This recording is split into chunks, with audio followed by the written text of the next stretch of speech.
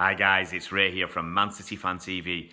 Well, City stand on the verge of a historic treble of the League Cup, the League and the FA Cup, never been done before. And the only team that stand between us and that historic treble are Watford in the FA Cup final this Saturday. And this is a preview video with our good friend of the channel, Graham Clews. Now, you may remember Graham, he's done both the previous previews this season against Watford, and he's a broadcaster and a presenter and I think a journalist working out in Dubai at the moment. But he's a massive Watford fan, as you can tell by some of the answers he gives and the detailed knowledge he has of the club. So this is our normal format. We've sent each other 5 questions and we answered them on video. So here goes. Question 1. How big a deal is it for Watford to be at Wembley? Are we still in dreamland? Well, yeah, of course we are. I mean, for Watford, this is the first time in more than 30 years, 34 years, that we've reached a domestic final, the FA Cup last time against Everton. So it's about the pinnacle for Watford fans, what we think we could achieve. The European question was something that was hanging over us for the last few months of the season. We're not going to get there automatically. The only way we can is by winning the FA Cup final. But Europe really is still just it's a nice statement to say you're playing in Europe. But I mean, Wolves now, who are going to be playing in Europe if we lose the FA Cup final, they won't have any aspirations of winning the thing. They'll just enjoy the fact that they're in it for a few months, and that would be the same for us. So genuine trophies that you can win for a club like Watford is the FA Cup, is the pinnacle. It's the biggest thing we could hope to achieve. We're not going to do a Leicester and win the Premier League anytime soon. So yeah, we are still in dreamland. It's a huge day. I don't know if Manchester, leading up to Wembley and the match, if Manchester has got any FA Cup memorabilia out, any flags on the high street, but Watford, we are, you know. You go up the high street now and there's flags everywhere. People are wearing the Watford top all week, walking around, posters in shop windows, good luck messages everywhere. It's a great thing. It's an occasion, and the day at Wembley is the icing on the cake of a tremendous season. Here's Graham's first question.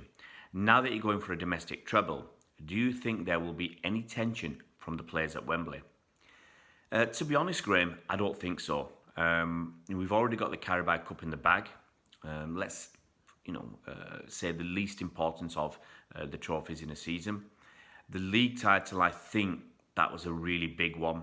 There was a lot of tension, a lot of nerves, a lot of desire and determination required to get us over the line. I mean, winning 14 games at the end of the season on the bounce is no mean feat, and the players really pushed themselves to win that league title.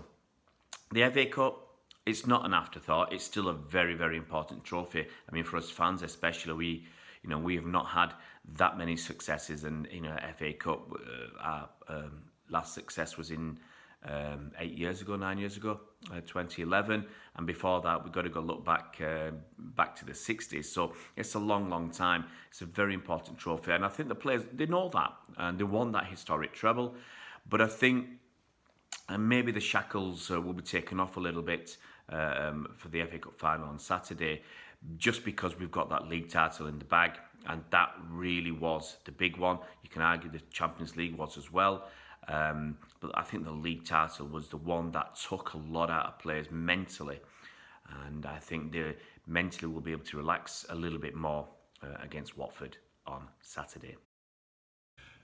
Question 2, our form since the semi-final, where we beat Wolves 3-2 dramatically, hasn't been great in the Premier League. It hasn't been great. The results have been pretty bad. For Watford fans, we've always expected, since we've been promoted to the Premier League this time, we always expect a second half of the season dip, which usually sort of starts in January and then just runs all the way through to the end of the season. Obviously that hasn't happened this time, and we're grateful, I guess, that we've staved off the inevitable slip in form till much later in the season. Thankfully it was after that semi-final, but results haven't been great. a lot of losses in there, narrow ones. We've been unlucky. We've had people sent off that really shouldn't have been. We've had really good periods of play and controlling the ball that didn't pay off. But you know what? If I had to target one reason why our form hasn't been great, I'd just say, just run out of a bit of energy. Just run out of a bit of energy.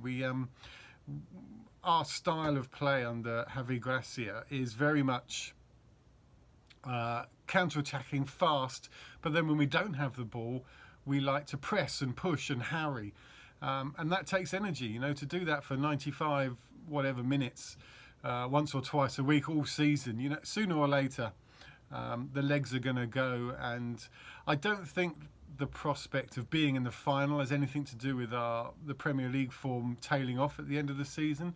I don't think a professional footballer, you know, goes into a tackle thinking, oh, I might not go into that one too hard because in 3 weeks I might be playing at Wembley.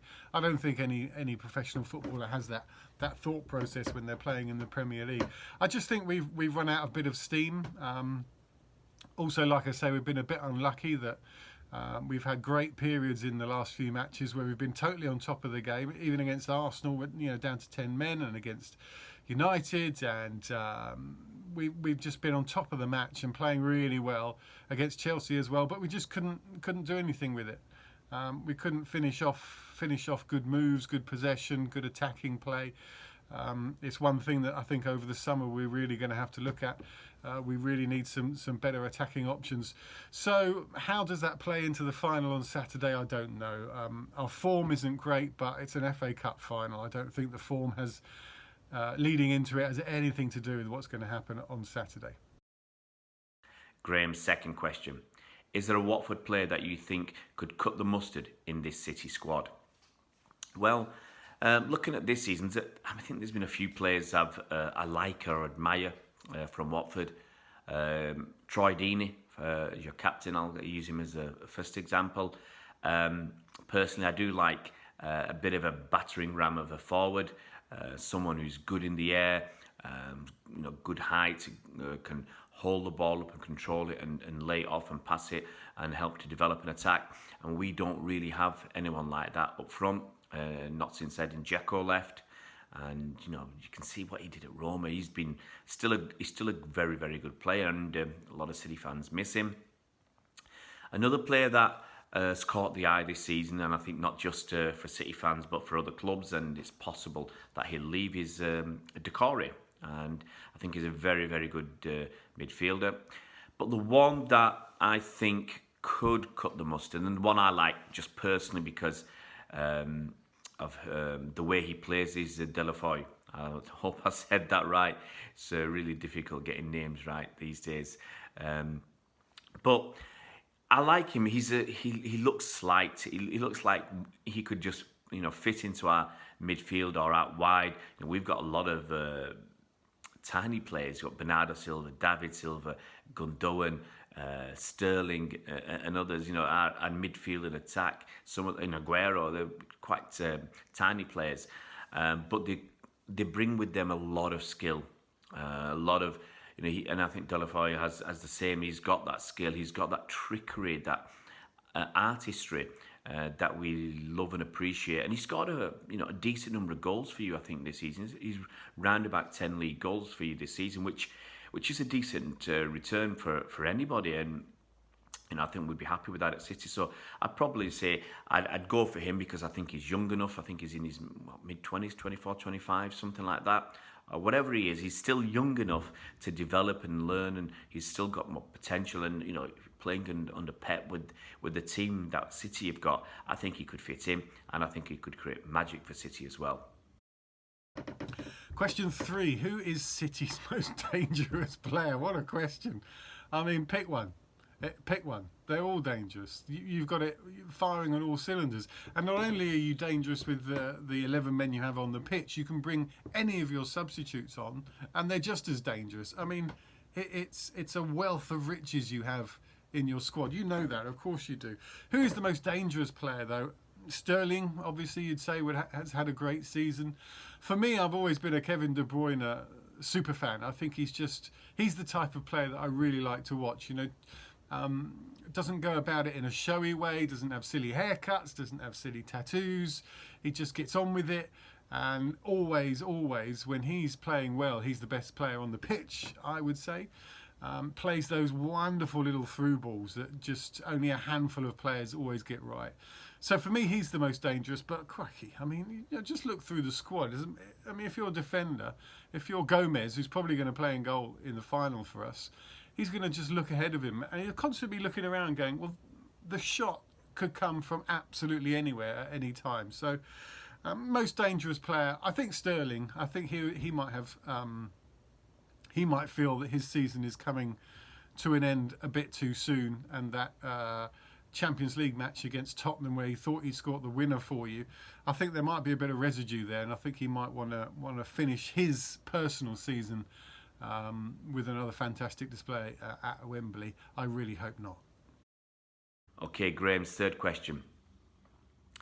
Critics always focus on the negative. So will being out of the Champions League overshadow your achievements this season?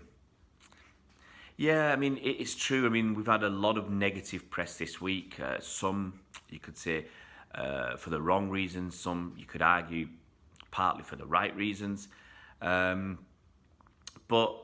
it's really, no one's talking about this FA Cup final. I mean, I'm recording this video on Friday, and very little has been said about this FA Cup final on Saturday, only a day away, which is really, really surprising. I mean, when I was a kid, the week before the FA Cup final was huge. It was absolutely momentous, and the day of the final itself, getting up and starting watching stuff at 9 o'clock in the morning or whenever it started on TV, it was a ritual. Watching the teams go for the breakfast, watching the teams bus arrive at the ground or pick them up from the hotel, watching Question of Sport or whatever, quiz programs, and the day was the FA Cup. And there's been nothing so far this week really about the FA Cup, nothing about the historic treble. I mean, it's never been done before. And the last time anyone did a simple double is almost 20 years ago. So this is a really historic thing, and it's been ignored by other events, and people just want to downplay what City have achieved this season. And it's a momentous season because what we've achieved is unbelievable once again. The 100 points last season, I don't think people give City the credit they deserved. 98 points this season, and to beat Liverpool after 20 games of the season, we were 7 points behind Liverpool. And so we've caught that up in the latter half of the season and won 14 games on the bounce. And that, I said, it's mind blowing. It's awesome. Going out of the Champions League, for City fans, it won't take the gloss off the season, because City fans we accept what the Champions League is. It's a tough competition to win. But also you need a lot of luck to win that competition. It's comprised of teams that don't win their domestic league. I mean, look at the finalists this season. They haven't won their domestic leagues for a combined, I think it's 87 years. I mean, it's 29 years for Liverpool, and Spurs won it in 1961, almost 60 years ago. So they're not really champions. It's really... under the Trade Descriptions Act, it wouldn't be called the Champions League. It shouldn't be, because it isn't. It's not full of champions. And you need a lot of luck to get to the final. I mean, look at Spurs, 1 point after 3 games. They've lost 4 games out of 12 to get to the final. Same as Liverpool. They've lost 4 games out of 12 to get to the final.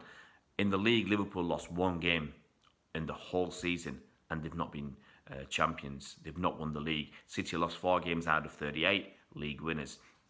So it's just one of those things, well done to Spurs for beating City, but for City fans, it's not going to take the gloss off this season, whether we get 2 trophies or 3 trophies. It's still been an absolutely fantastic season. Fourth question, if I could take one City player to Watford, who would it be and why? Well, like I was saying with who's City's most dangerous player, if you're prepared to give us any of your players, I'm really happy. Any of them would be fantastic. I think what we're missing at the moment, we have a terrific midfield. Really, I think fans of Watford are really pleased with our midfield, that that Decore and Capoue are just really work well together, and when they're firing, we've controlled a lot of midfield play. I think we definitely need some more striking options. Delafou is a bit, he's a flamboyant player. I wouldn't say he's a luxury player, but he can pull off the incredible goal, as we've all seen over the last few months. But he doesn't offer that much apart from that. He's a great attacking threat, but Deeney is our main goal scorer. He needs the service, though. If he's not getting the service, he can't do much with it. Andre Gray is up and down. His confidence is crippling to him sometimes. If he hasn't scored recently, you can see him desperate to achieve, and the ball just bounces off him like a 50p and goes anywhere, which is unfortunate for him, which damages his confidence even more. You can see when he does score how much it means to him. I would say that I would like Vincent Kompany if I could have anyone. Deeney is our main man. Maybe the two of them would be at loggerheads, I don't know. But Deeney is our main man. He's our captain. He's our leader. But he's way up the front. I think we need another leader in that back line just to control things a bit more. We've let in a few goals, especially in recent weeks, where the back line just haven't done their job or just haven't got organised as quick as they should do in dead ball situations, especially, or when there's a counter attack on.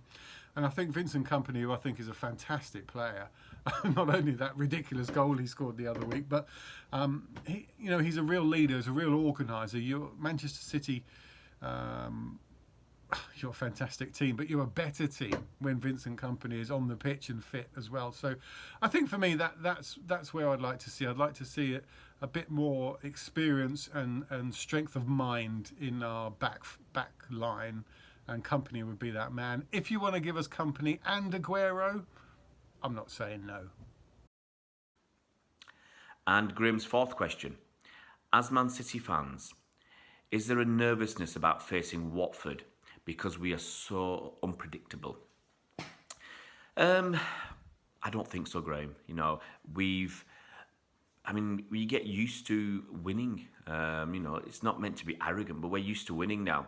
This league season, 38 games, we've won 30. The FA Cup, our FA Cup run, although we played some, let's say, easier teams, we've won how many games it takes to get to the final, 5 or 6 games. The Carabao Cup run, also we've won about, I think, 6 or 7 games to get to the final.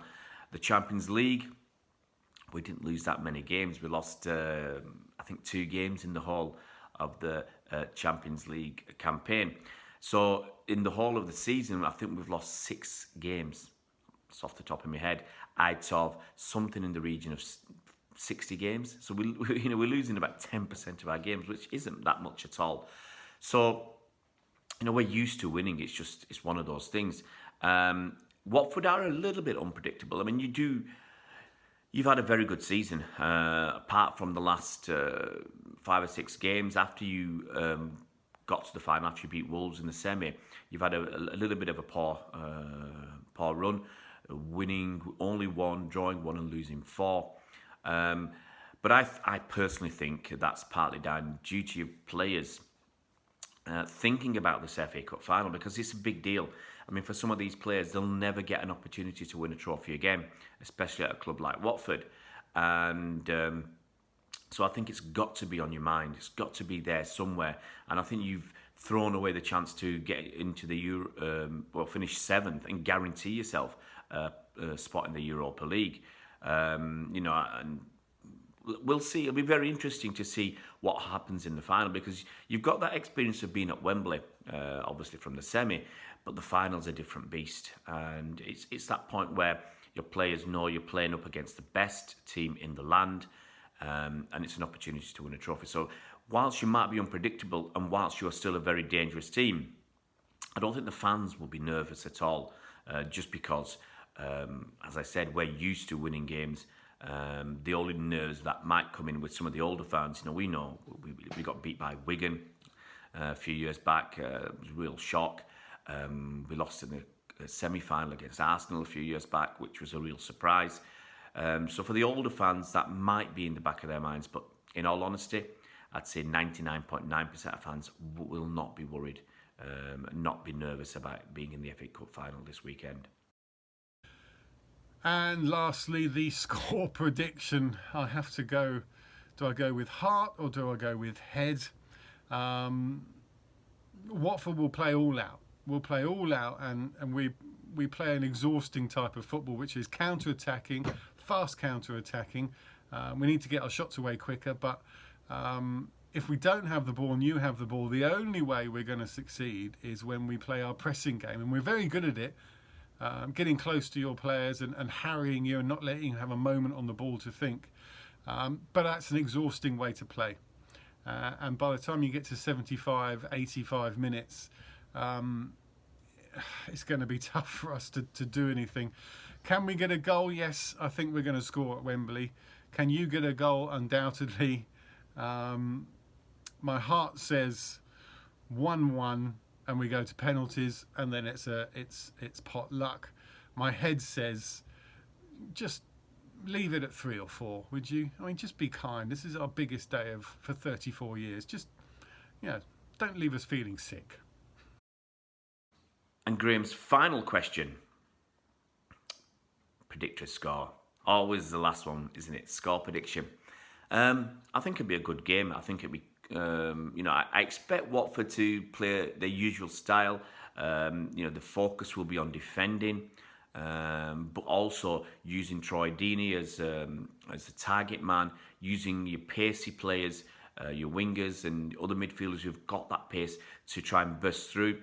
I hope you try and play with 2 up front, because I think that is a way to cause City problems. Try to get back behind our fullbacks, because that's another way to cause City problems. And I can see you scoring a goal, and I hope that's just a consolation goal. My score prediction is going to be 3-1. I think City, we've shown this season we are too good. If you defend and focus on defending too much, we'll find a way through. And I think it's a long road back if City get a goal, especially an early goal, which we've done a lot this season, the first 10 or 15 minutes. I think Watford will be hard pushed to stop City. And fingers crossed, obviously, as a City fan, that we get that historic domestic treble. Well, guys, I've got to say a massive thank you to Graham Clews for his contribution to this video. And if you're at Wembley on Saturday, I'll be around Wembley, on Wembley Way, from probably about 1 o'clock, I suppose, 12, 1 o'clock. We spend a lot of time around the Novotel Hotel because a lot of City fans stay there. My mates are staying there, and it's got good Wi-Fi for doing passing on videos to Andy, who unfortunately can't make it this Saturday, but he'll be editing the videos and cheering the lads on back from home. And if you're there, come up and say hi, get yourself on camera, get your thoughts across and your opinions across to other City fans all around the world. See you around, Blues.